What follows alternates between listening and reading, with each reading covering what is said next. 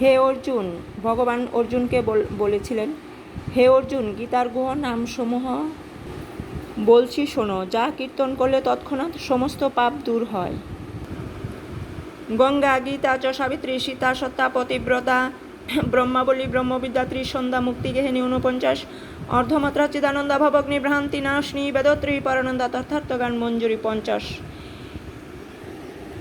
যে ব্যক্তি স্থির চিত্তে নিত্য এই নাম সকল জপ করেন, তিনি সর্বদা জ্ঞানসিদ্ধি লাভ করেন এবং অন্তে পরম পদ প্রাপ্ত হন। ভগবান শ্রীকৃষ্ণ অর্জুনকে একথা বলেছিলেন। এই মন্ত্রটা ডেলি আপনারা সবাই জপ করবেন, ভালো হবে। আর প্রতিদিন একটু করে হলেও গীতা পাঠ করবেন। গীতার মধ্যেই ভগবান বাস করেন।